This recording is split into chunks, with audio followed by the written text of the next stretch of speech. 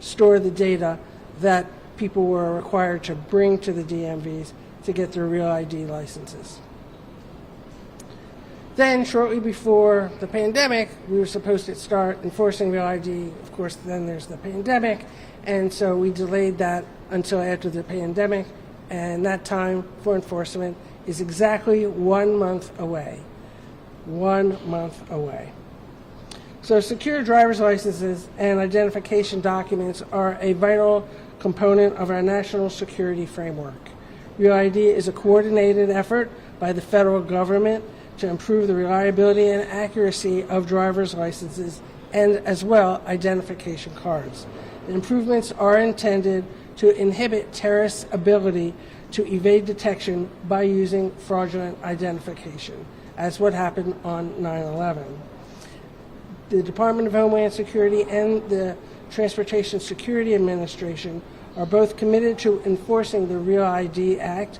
Therefore, beginning 1 month from today, all airline passengers aged 18 and over, including TSA PreCheck members, must present a state-issued Real ID credential or an alternative acceptable form of identification, the most common being a passport, at our security checkpoints.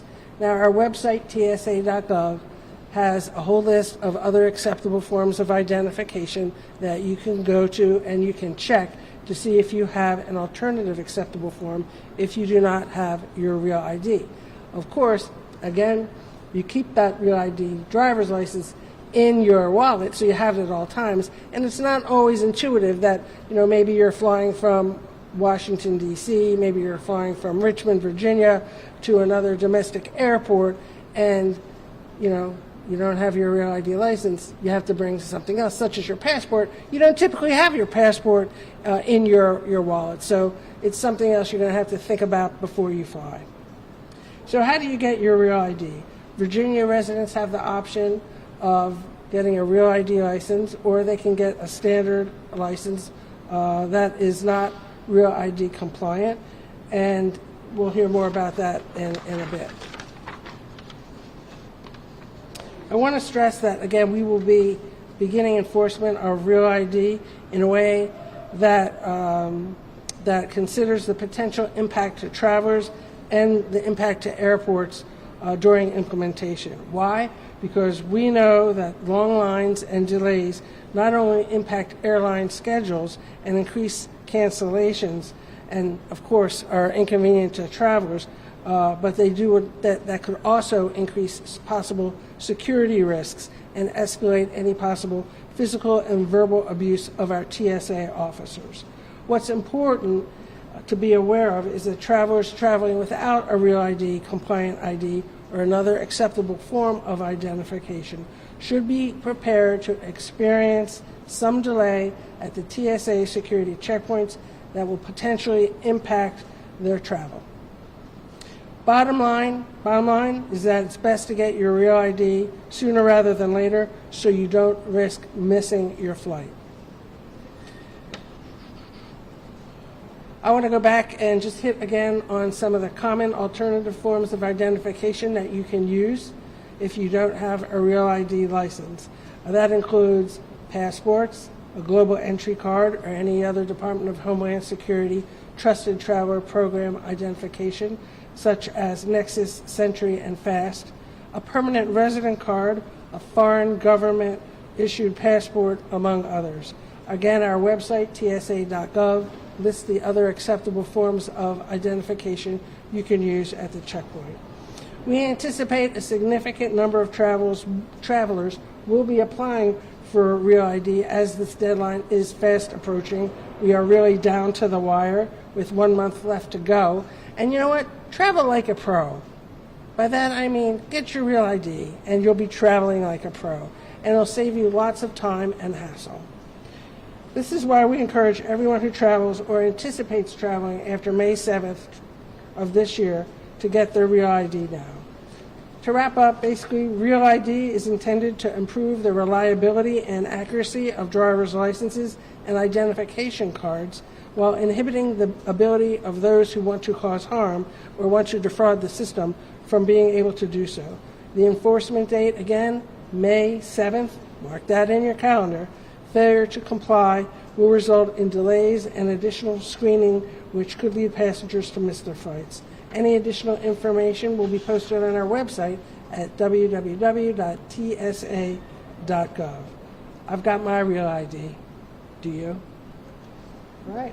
So now we're going to have Camila Barco from the Virginia Department of Motor Vehicles, who will also give some remarks. All yours. All right, well, thank you, Lisa, for those details about Real ID. I'm Camila Barco, the Public Relations and Media Liaison at the Department of Motor Vehicles. First, I want to thank TSA and Washington Dulles Airport for letting us talk about Real ID here at Dulles Airport. And it's fitting that we're here since a lot of passengers in the coming months will be traveling. Some will be traveling internationally, others will be traveling domestically.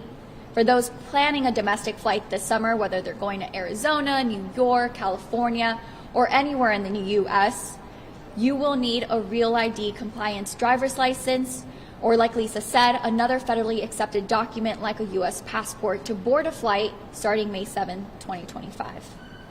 At the Virginia DMV, we've been working hard to make sure Virginians who are looking to get a Real ID can get one. Our latest numbers as of March of 2025 show that we have issued more than 4.1 million Virginia Real IDs since October of 2018, and that accounts for 59% of all active licenses and IDs statewide.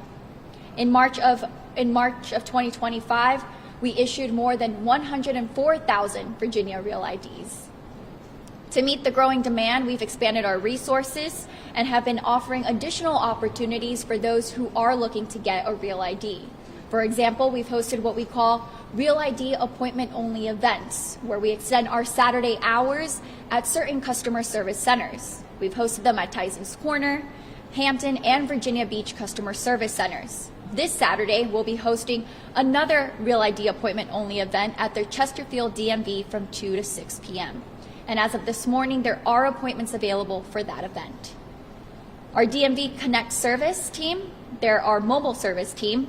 They have been traveling to several of our customer service centers to also issue Real IDs. They've traveled to Richmond Central, Virginia Beach, and Arlington customer service centers. DMV will continue deploying its DMV Connect service team.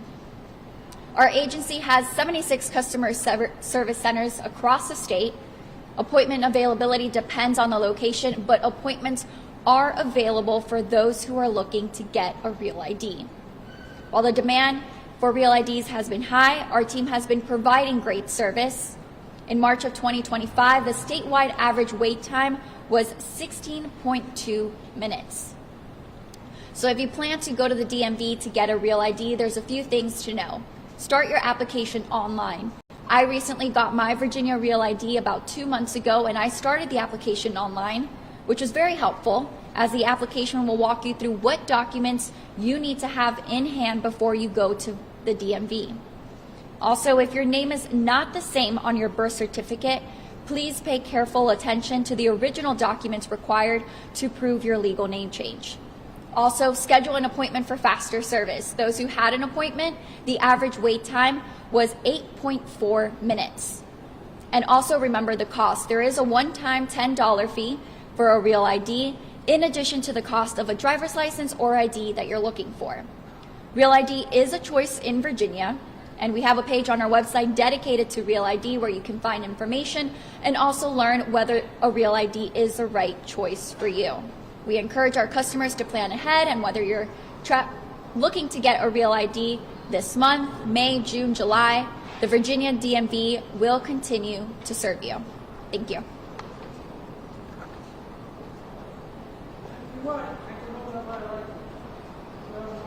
Oh, I have a dummy.